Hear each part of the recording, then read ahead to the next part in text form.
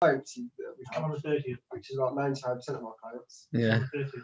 Not quite the 30th because we'll charge them double, but I say you come on like the 10th and say, can I do it? Can do it? You and Uvi work together in the same business. No, we used to. Used to. I left off 4 years ago. You know, his brother-in-law, Hershey, Mark had the baby boy. My uncle. Mark has his sister. That's right. Yeah. Yes. Today. Thursday, I think, baby. You know who it is?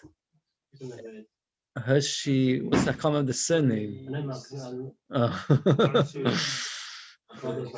That's right. Yes, that's right.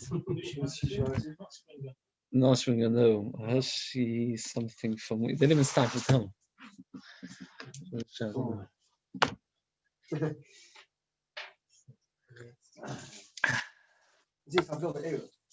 Yes. Got taken out by from every time. You got taken down? Cut it down. Why? What happened? Every Thursday night. What happened? There's guys going Aaron. around pulling Some it guy down. cut down here. Yeah, Why? videos every Wow. week. Something to do. Some Stafford Hill one. I thought it was Manchester one.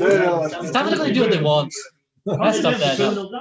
There's literally a video going around every week. Really, is every Why a person that parents you do the same shemaim, you don't do for any other reason? Give me the cat and you have some treats. Having a l'chaim, having a Yeah, no, just take some. It's a terrible thing to see. Oh, that they take down the. Yeah, it's mad. Guys, many more of them in America, I'm sure. They would use the words anti-Semites, they say. Yeah, they use the words anti-Semites. Sorry? He doesn't want to kind of, he shouldn't kind of. What's the case of taking other people's down? People don't enjoy other people's enjoyment. It's like, They literally fixed it by now. I don't know how a person could do such a thing. Surprised there's no people here that do that. Because they'll be all the Hasidic music. Yeah, that's the There as well. And there's not many strings in that thing. Well, what would the Yetzirah be to cut down there? Canos. Have you ever understood Canos? There's not. No. Go to the entire storm. It's not my Yetzirah.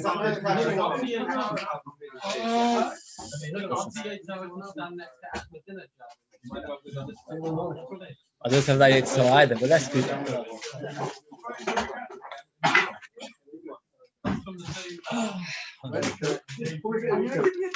It's finished with Aaron, it's from Aaron anymore.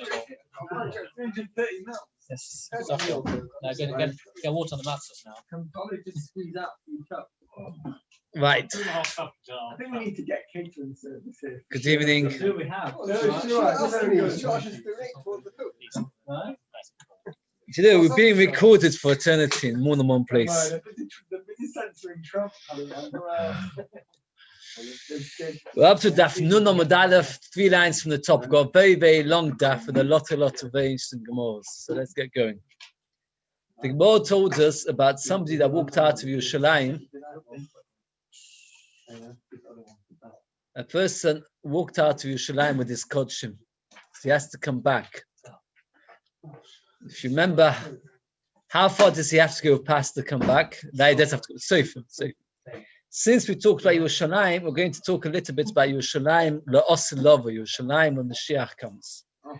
Suppose like this. Will be on that day. Lo yiyeh oye kois v'kiporin. Pasuk in Zechariah. Hard to translate.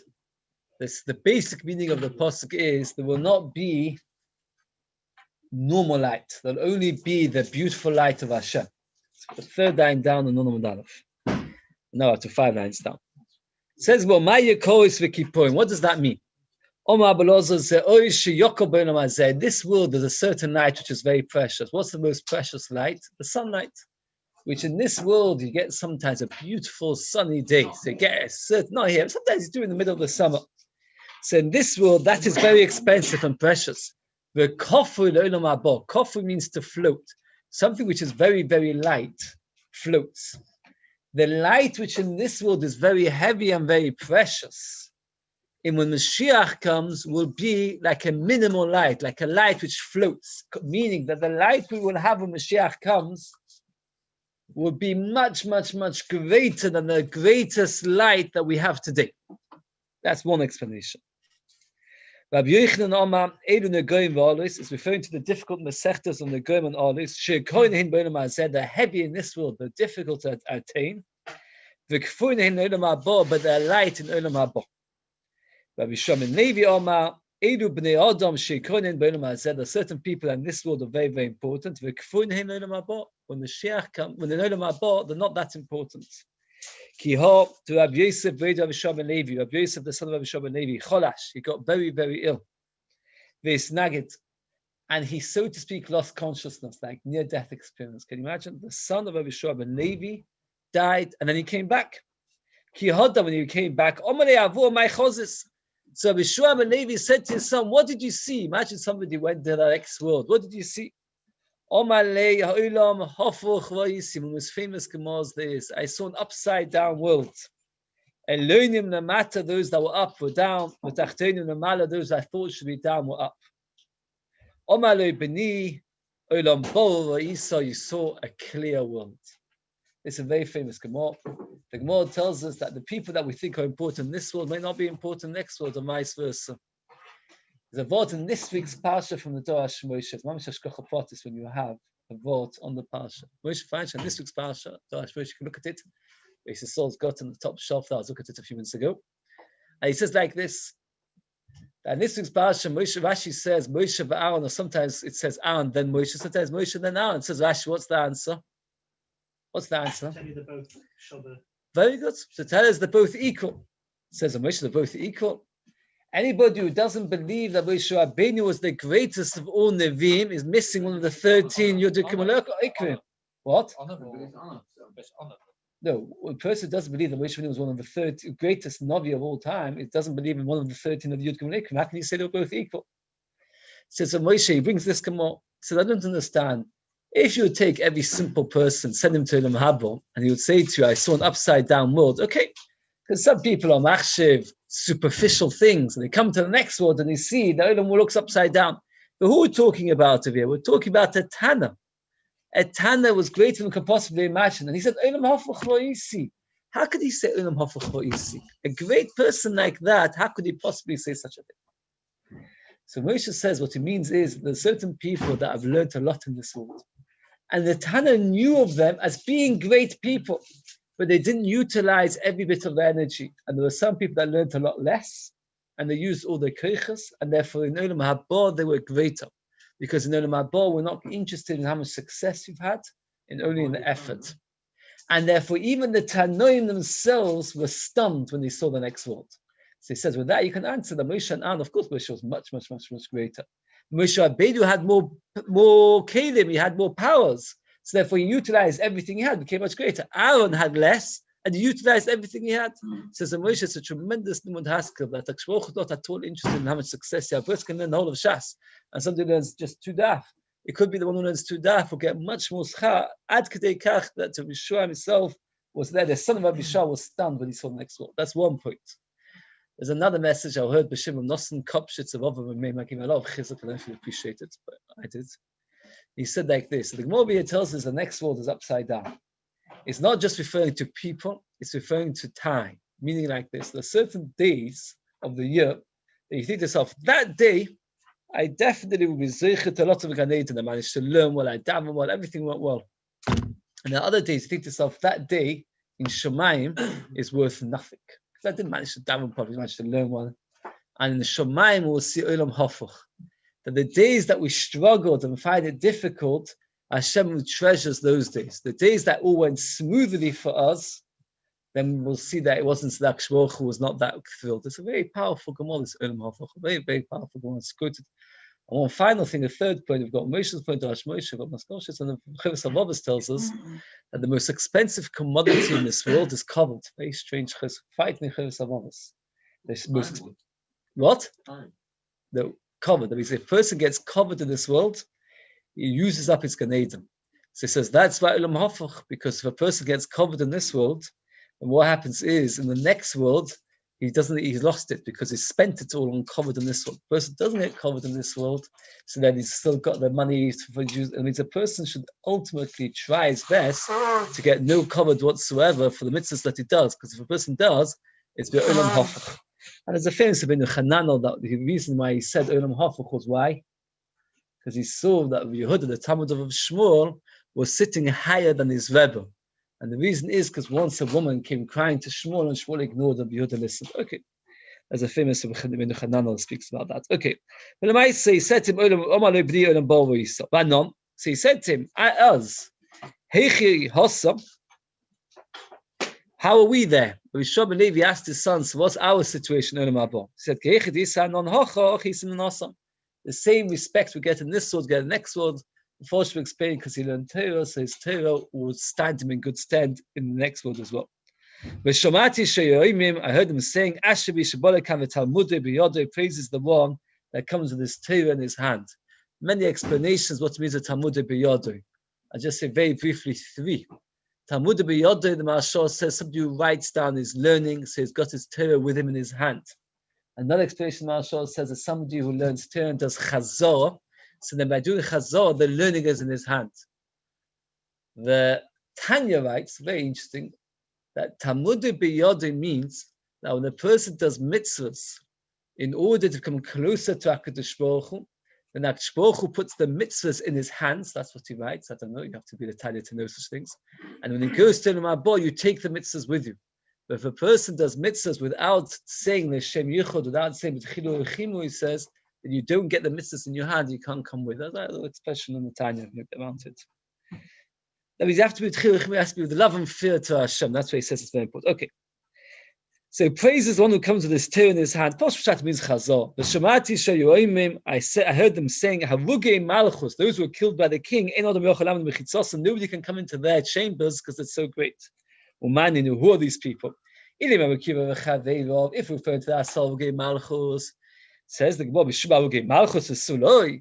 Is the reason why nobody can come into their chambers is because they were killed by the king? No.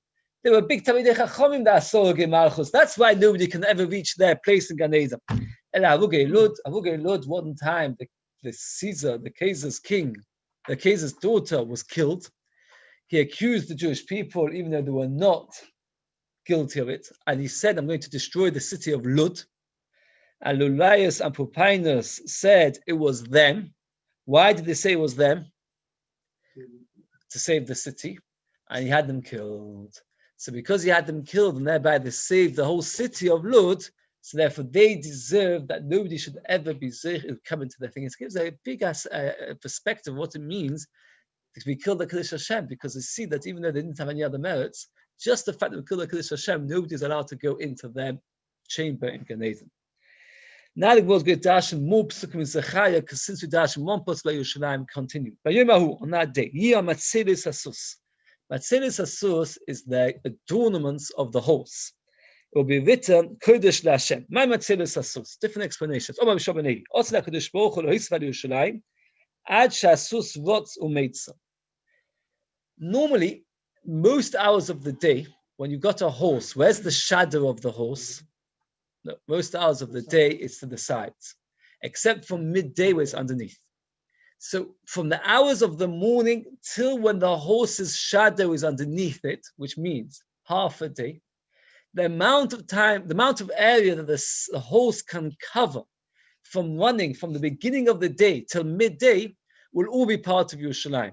So Matzilus Asus is translated, the shadow of the horse will all be Kodesh LaHashem. As much as the horse can reach under his shadow will be Kodesh LaHashem. All the adornments that you put on the horse will be written at Kodesh LaHashem. Marshal says very beautifully that our horse in the olden days was the symbol of power, like the tanks or the jets or the fighter planes of today. When they adorned it to glorify their strength. Writing it Kodesh LaHashem was to symbolize that when Mashiach comes, people realize that there's no power other than the power of Hashem. So they, instead of adorning the tanks or the planes, they'll just write on them Kodesh LaHashem. Hashem's got the power. All the spoils that Klal get at Shosh Asus Rotzumat, from the morning till the horse's shadow goes underneath him. Kodesh LaHashem. In the battle of Gog and Magog, two nations will wipe each other out. Klal will help themselves to the spoils. All of it will be Kodesh LaHashem. So now, according to the third explanation, it means that Klal will be overwhelmingly wealthy. According to the first two explanations, it's got nothing to do with wealth. So the Gemara says,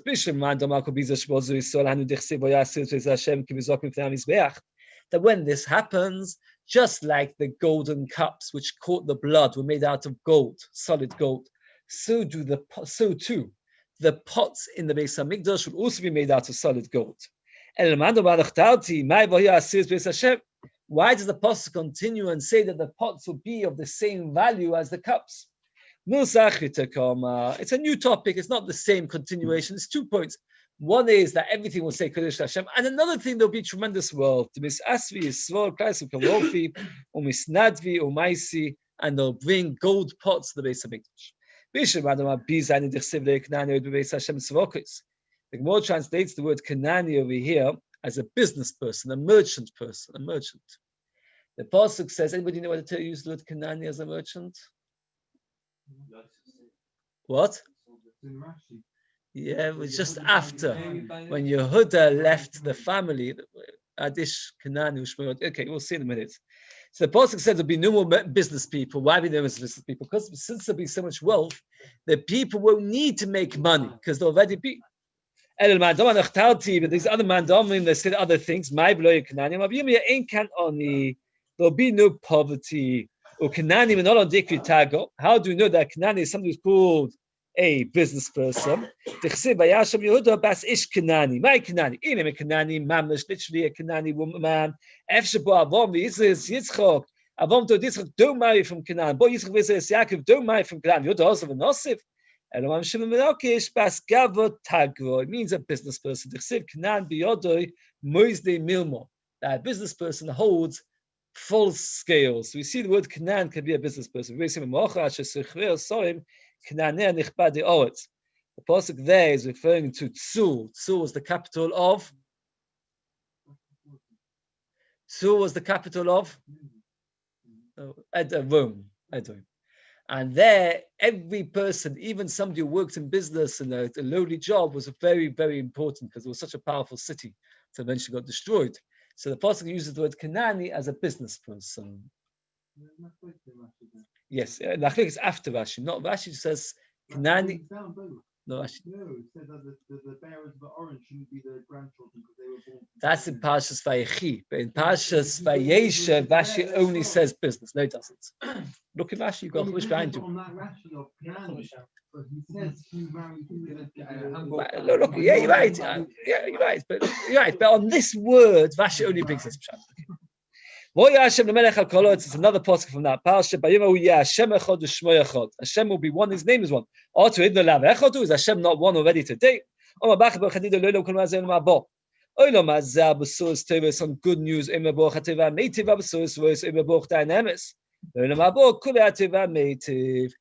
means in this world we see different facets of HaKadosh Baruch Hu. We see his kindness and we see Midas Hadin. So to speak, it feels like HaKadosh Baruch Hu is not one. When Mashiach comes, we will suddenly realize how everything is good. So then we will see Hashem Echad as being only one God. It says, what does it mean that his name will be Echad? Did Hashem have one? His name is not one. It's written Yudke Vavke. When we read Hashem's name, we read the Aleph Dalet, Adoy, and then afterwards Noi. And when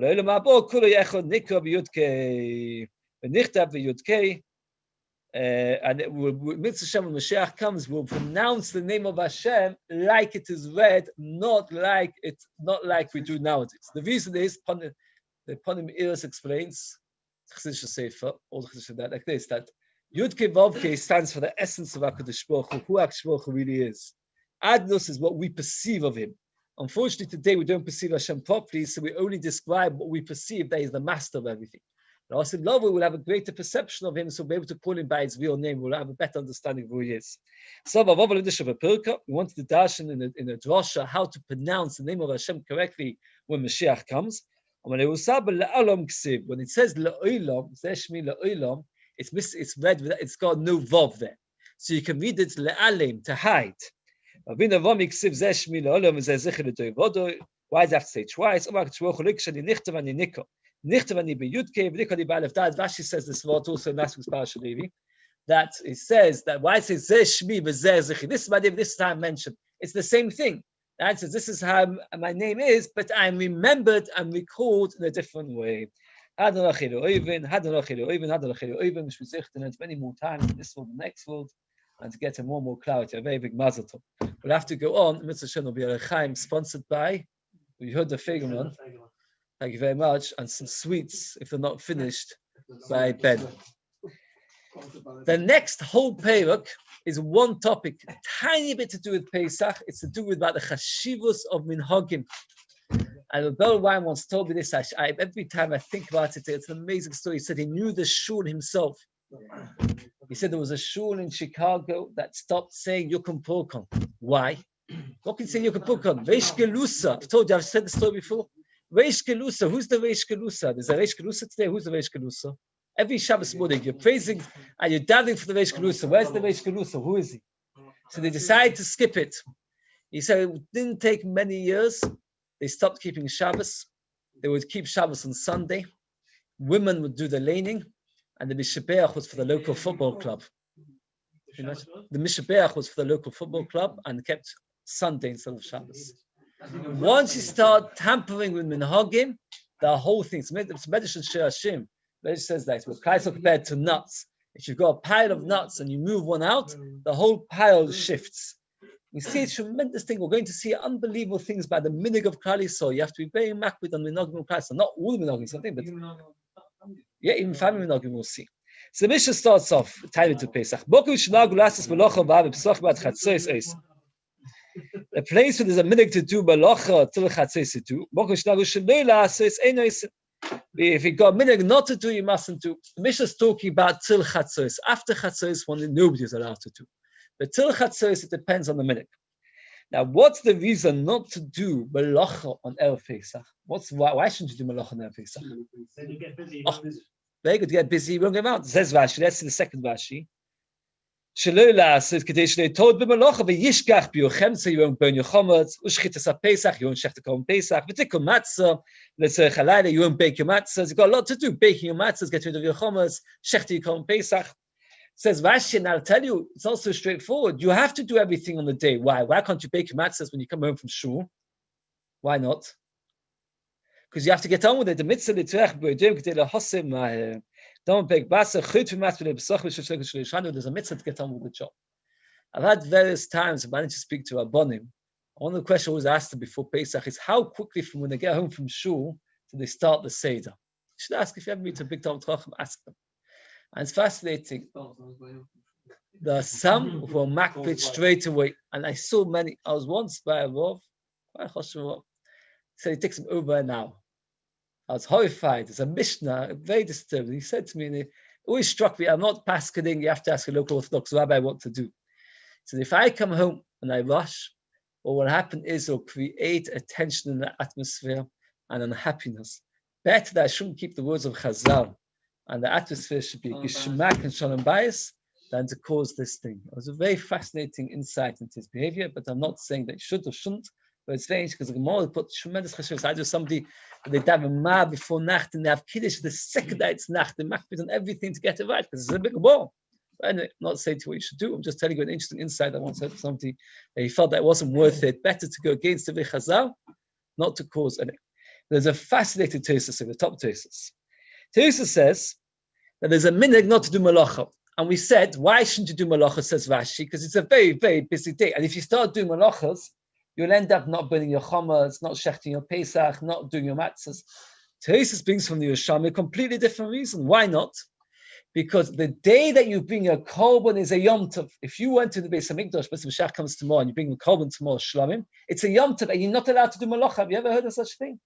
You're not allowed to do malacha. Says to Tosfos, if that's the case, you shouldn't be allowed to do malacha the whole day. Why only half the day? Why not? Says Tosfos, since a shlamim can be bought the whole day, so it's the whole day. Since Pesach can only be bought in the afternoon, so therefore it's not considered a Yom Tov. It's only considered a Yom Tov from half day. Oh, nowadays we don't bring a korban Pesach, but since it's established as a Yom Tov in the olden days, it's still a Yom Tov. Says Tosfos.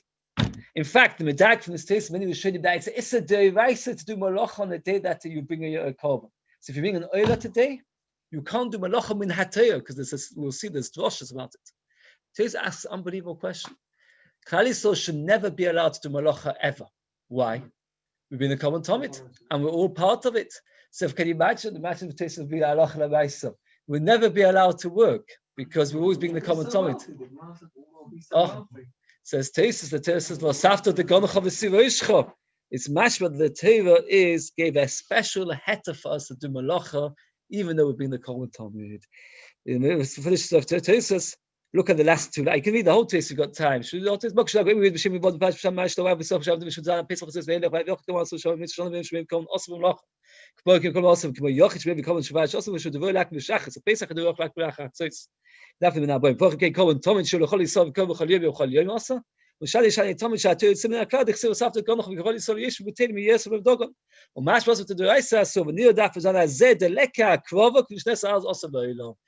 says to you, why can't you do malacha Pesach in the afternoon? What would you answer him? Very good. According to Rashi. Very good. According to the Tesis, it's a Yom Tov. Oh, marvelous. Very good. If you go from a place where they don't do to a place they do, or vice versa. We take all the chummas, we pile on the chummas. Top of Nunam with Beis. You should never change because machlokes. And Rashi asks the question, which the Gemara is going to ask. That's a self-contradictory. You just said take on all the chummas. If I take on the chummas of the place that I left from Manchester Gates to Manchester, I'm going to create machlokes. Because let's say I come to Gateshead. Gateshead is not such a fun place like Manchester. Manchester is a much funner place. So I take on all the chummas of Manchester, and Gateshead people will be all upset. So you see, I shut out of their machlokes. So Gemara answers it. We're going to have a sugya to do with Shemitah. And we're going to go into a Hilchos Shemitah at great length, and it's very kedai to note because Shemitah is very, very sadistic. Even though that is the gap.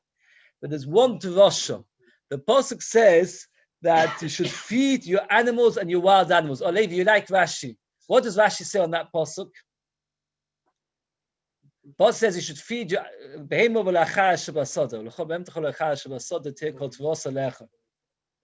So Rashi adds a small page, which we're going to have two daf discussing that one Rashi. What is it? He said you do Rashi, no?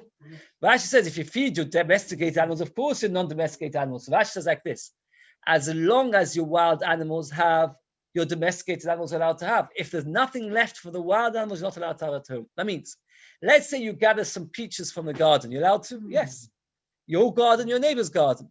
Let's say there's no peaches left in the fields. You have to take the peaches out of your house and be mafka them, and according to the Rambam, destroy them. I remember this happening, you can't imagine how many times.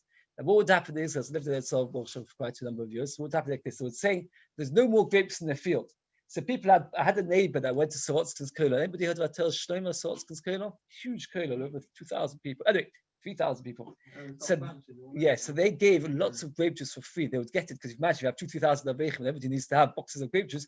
They would get it. So he always had boxes of grape juice. And what would happen is when the grapes would be finished in the fields, he would have to be, we passed in the colour. You don't need to destroy it. You have to be mafkid. He would come outside his box of grapes, just say, hefka. Now, I could help myself. But no, I always felt bad. I'd never take any. One thing I'm not going to take. And you say, take, it's hefka. And after 5 minutes, they would do a take, we'll take it back inside. And when there would be another Zmabil, take it out again. Hefka, they would do a take it back. But Alachik, I was allowed to take. What? Oh, we'll see why is there more than one Zmabil. That will come to.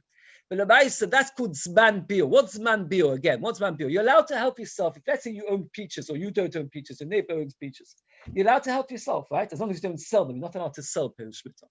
So you help yourself, and suddenly somebody basically announced, and they used to have notices in shuls every week. This week is Zman Bil for peaches, apricots, apples, oranges. And the second it was Zman Bil, we'd have to take out all the fruit of that particular kind and put it outside, be mafkid. The Ram says you have to destroy it. And then what do? You mafkid to everybody, and then you're allowed to take it back because hefka. What do you do afterwards? Oh, when there's none left in the fields. When there's nothing left. There's nothing left in the fields. Did you hear what Tony said? It's very important. What is man bil when there's nothing left in the fields? When there's nothing left for the chai. Okay, we're going to talk a very lot about it, so we'll come to it. We don't give away all the things. We'll have nothing to do with that. Let's say you're carrying oranges from Bnei Brak to Yerushalayim, and in Bnei Brak there's no oranges left. But Yerushalayim there is, or vice versa. You do have to get rid of it, even though you're going to a place which we'll see. We'll discuss it later. That we say to him, bring more oranges. The more I explain what's the mean, bring more oranges. Now, the Gemara asks the kasha. It's mashma from our Mishnah. You're not allowed to malacha el Pesach afternoon, and the morning it's got to the minhag. But it's mashma that dafka Pesach. Every Erev Shabbos and Yom Tov you shouldn't do malacha after Chatzos to Tanya. From Mincha onwards, Rashi says it's from the 9th hour onwards. Anyway, so you see, it's not good to do malacha on Erev Shabbos and Yom Tov. Some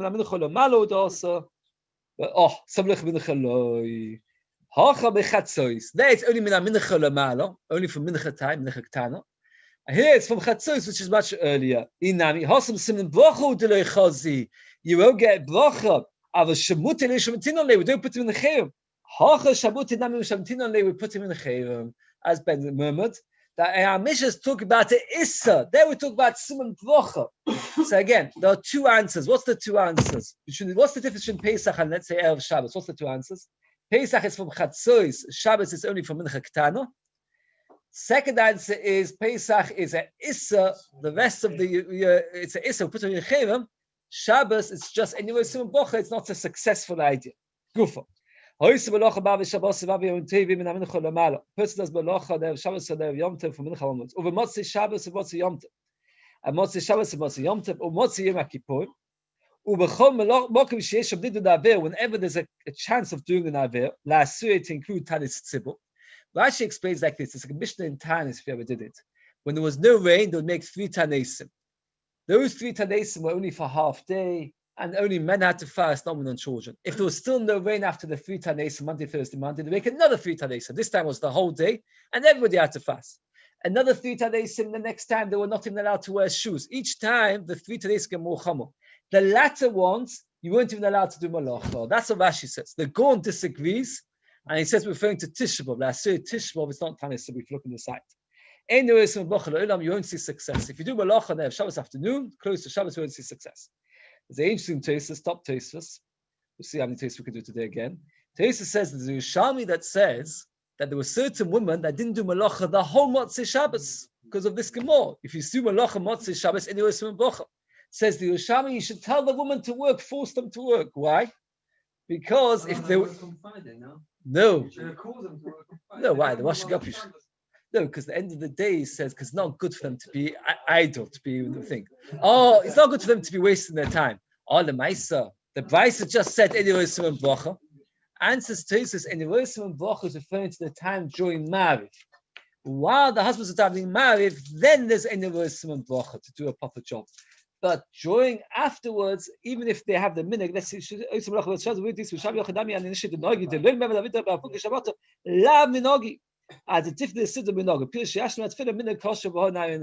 talking about the end of davening. But when we say that anyway, Motzei Shabbos doesn't mean the whole Motzei Shabbos. It means Rashi says Motzei Shabbos, Motzei Yom Tov, Motzei Yom Kippur is referring to Tosefes Shabbos. The amount of time that you have to add, we always add. So ask the kasha, if that's the case. Why there is some bochets? It's a gomel. So they say there's 2 shiurim to Tosefes Shabbos. There's the minimal amount and there's a bit more. Rashi is referring not to the minimal amount, which is a bit more, because really Tosefes Shabbos is even the most minute amount. The bit more is anyway a small bocha. Okay. The Mishnah we just learned that somebody who doesn't work will get rewarded because then they doesn't work on Shabbos. What happens if a person is lazy? He never works, and he doesn't work on Erev Shabbos as well. Would you say that he gets a schar or not? He's got the kavana. What? Oh, very good, lady. Because it's talking about bottom. Yesh zois with this kind of people that work hard and succeed. Yesh zois with nifsad, and sometimes they lose out to it. Yesh shofol. Shofol means lazy. When this kind against it, yesh shofol with nifsad, they lose it. Zois with niska. A person works hard and succeeds. To Ovid Kula Shabbat, who works all week. For Ovid V'malei Shabbat, who doesn't work on Friday. Zois with nifsad. A person works hard but loses out. Ovid Kula Shabbat, Ovid V'malei Shabbat, who works also on Friday afternoon. Shofar and this guy, the Ovid Kula Shabbat, it doesn't work the whole week. If he doesn't work the whole week and on Friday, he'll be rewarded. Why will he be rewarded? Because then they didn't work out of Shabbos. Shofar v'nifsad, the Ovid Kula Shabbat, Ovid V'malei Shabbat. Or somebody who doesn't work all week and only works on Friday afternoon, that's the worst. That's a lazy person who loses hours. From here we see, says Rashi, that even though this person's lazy and that's why they don't work on Friday, nevertheless it gets rewarded. What would you call that? Shloi Lishmo. So that's why the next Gemara discusses the halachas of doing mitzvahs Shloi Lishmo. Omar Rava, Hani Noshi. Okay, I skipped a few. Rava, Hani Noshi. These women do mechuzah. Afgav the Rav Avidah B'malei Shabbat Mishum Fan Kusahu. They don't work on Friday because they are very spoilt. The whole week they never work. We praise them for the fact that in Maisa they never worked on Friday afternoon. He asks a contradiction. Hashem's kindness is where up to the heavens. Hashem's kindness is above the heavens. Is it until the heavens or above the heavens? If you do it lishmo, then what? The chesed is higher than the heavens. Shloi Lishmo is still the heavens. Now, Shiur explains, higher than the heavens means that the reward will last not just in this world, but also in the next world. Till the heavens means that the reward is only within the confines of this world. It's good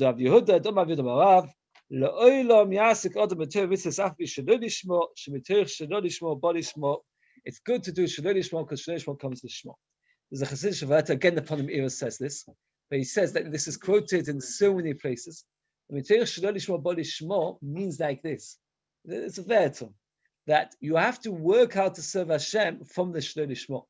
When a person watches how the Yetzirah behaves, he can work out from that how to serve Hashem. That means one can use the wisdom of the Yetzirah, the shticks the Yetzirah uses to get a person to do things. Let's say advertising, right? You've got an advertising campaign. What they do is they make a nice car with a beautiful one standing next to it. You think to yourself, but buying the car has got some shaykhs to them.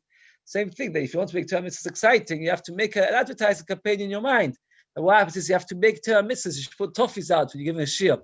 That way, it's associated. It's not to be machtavek. It's an important point. That person has to associate, has to make, that's part of the reason why the Rav said that maybe it's better not to make Friday, not Erev Pesach, better to go against the word of Chazal, rather than make it stressful. That way there should be some.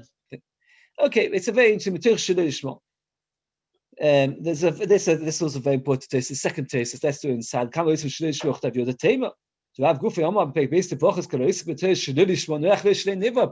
does Hashem for Lishmo, better shouldn't be created. To show off, or to hurt people's feelings, or to cut people up in halacha.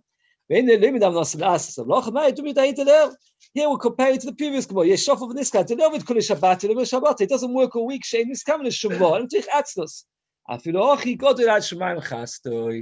therefore, when a person doesn't serve Hashem, who serves Hashem out of because he's lazy or because he enjoys it, that's fine. There we're talking about somebody who's got a specifically negative feeling, where he's doing it in order to hurt people's feelings, to show off. That's no good. Okay. A person who waits to earn money from his wife, or to earn money from a grindstone, will never see success. Rashi explains matkulta means scales. Now what would happen is a woman would go to the marketplace, she would carry a set of scales, and she would offer the shopkeepers to use it, and she would charge them a minute amount. So she should do a very lot of effort for very, very little return. A person who makes his wife go through that frustration for such small profit will never see success because it's not worth it. That's not the way to treat one's wife. That's Rashi's explanation. Tesis, the third thesis, goes through similar to Rashi, that the weight of weaving. But then Tesis from Benu Chanan a different explanation. And what happens is when they used to weave the woman, they would reveal the arms, which was the priestess and the bizoim. And if a person makes his wife earn money in a way that she's putting her through something which is a slight priestesstic thing, that's why in a person should look to gain from his wife's bizoinus or from her priestess. Now, V'rechaim, what's wrong with V'rechaim? Why can't you earn money? Agalta, where you rent it out. Rashi explains that these grindstones were two very, very heavy stones. And you'd schlep them from place to place to grind things. And then all you get is a tiny amount of money. A person whose wife makes things and she sells things, praises her. That means we're talking about where he doesn't utilize his wife's efforts correctly, but Otherwise, a person is allowed to gain money from his wife's earnings. But if he puts it through frustration or bizonus or fritzos, that's not good. A person makes money through reeds, like bamboo sticks, or become kanim through jugs. Since they look very big, people get jealous. If you see somebody selling bamboo sticks, it looks like he's selling huge amounts of stock. The fact that his profit is very small doesn't change the fact you get very jealous. So therefore, what happens is she's going to diamonds, don't sell bamboo sticks. Tagre Simta, people that sell in stores. What song is selling in stores? Can anybody guess? It's the same idea. A stall is an open thing where everybody sees that you're selling and they get jealous. People who bring up sheep in the towns, everybody sees and they see constantly the sheep running around. The code say is people cut down nice trees. When those in the name and those who always grab the nicest piece. People are surprised and they look at them and frustrated. If you always take the biggest piece, the biggest thing, it gets people's jealousy about working. Like Tosis, grab the beam off Tosis. The question of the time, Dama Ritzish, Ashi ask me beim Daka. Bomanami Ashtoris Kadam, Ashtoris Nechel, Shema Ashtoris is Balen. It's no about also Bechoshin. That we talk about in the wilds. If you want to have sheep, the way to do it is to take it to a place where nobody can see. Don't grow sheep amongst a place where everybody can see your sheep growing. It's interesting how the more you have to look for ways to hide your financial success. There are 4 prutos. Nashon says pruto is a value. Even things which got a value, they don't see success. What are they? Schar kosen, those who write Sifrei Torah. V'schar mutugomonim, what's mutugomonim? More than translate, people who used to speak up, the world would speak, and they're like people who, they're spokesmen. V'schar yisomim, people who invest for yisomim. People who invest across the sea. Those who used to speak, most of the droshes occurred on Shabbos. So therefore they would speak on Shabbos, so therefore it looked like they were earning money on Shabbos. If you invest for Yisomim, often you lose money when you invest. And then the Yisomim get upset and they can't be mochel. There's a beautiful famous story about this type. They once came to a child's bar mitzvah. They asked him, step out of your house. You're an old man. Why did you do it? He said, because once this child was young, I thought he was reading a book during davening, and I told him off, and I didn't realize he was actually using a siddur, it was just a different kind of print. And I asked him, Mechil, and he said he's moichel me, but then afterwards I realized that a child can't be moichel, so I came to his bar mitzvah to ask him, Mechil. It's a very beautiful story, the sensitivity to a child. So a child, he's similar, so if I don't invest children's money, if you invest money across the seas, so all your investments have to go on ships, and most ships sink. So you can't expect to make good money like that. What's wrong with people that write Sifrei Torah? Says they fasted 24 times. That they should never become wealthy. Those who write Sifrei Torah should never become wealthy. If they get wealthy, they stop writing Sifrei Torah. We don't want that to happen. So therefore, we daven that they shouldn't get wealthy. Why did they daven? Why did they fast 24 times?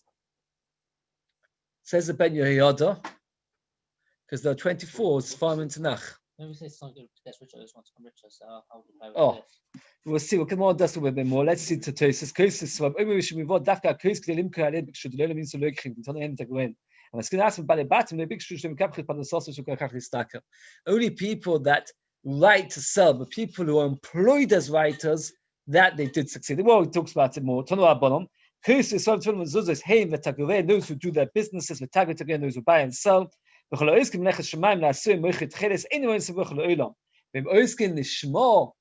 it for the sake of Hashem, then they do see success. That means like this, they'll get lazy, they won't be invested to work hard because they can retire young. We don't want them to retire young. But they Baisham, the people in Baisham know to have an Oslim Mitzulet Siddur Male Shabbat. In Siddur there was a marketplace on Friday. They never used to go there on Friday to the marketplace on Friday because they wanted to prepare themselves for Shabbos. Also, but now you can be Rabbi Yochanan. Our fathers were wealthy and they could avoid going to the marketplace on Friday. And none but we are not able to.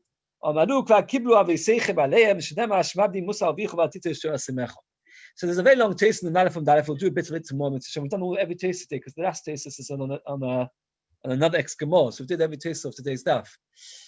And yesterday, right? So the big question of here, different kinds of minhagim. Taste explains there are two kinds of minhagim essentially. The man talks about more barichos. There's minhagim which the chachamim established. There's minhagim which the families established. Here we're discussing a family tradition, and nevertheless, since there was a reason for it, you cannot undo it. And therefore, if there's a family, he says the Ran, that if a person has a minhag, he can't just force it on his child. Let's say you've got a minhag to do something special. Let's say you keep up in the time. Your children don't have to.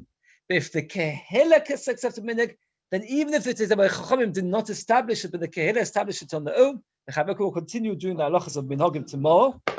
Now we'll set aside a few minutes to have a tremendous simcha. Mazel tov. We'll finish the perek. Mazel tov David. Mazel tov Ian. You should be zeichet to many, many more simchas, and we have to enjoy. Come around and get a quick lechaim or a toffee. Why? None on the base. None other. Tomorrow's daf none other. Where's he up to? Where's Ari up Starting from to? the beginning of the page. He's got none on the base. None on that. He'll do it. He'll do it. Oh wow. You should if you want some. Tiny amount just for the mitzvah. You're not driving, are you? I am actually driving. Thank you. Just side to Anybody having? having a chaim. Come on. Tiny amount. I'm not I'm not agreeing with what you said last night. What did I say last night? Chacham versus Sadiqim.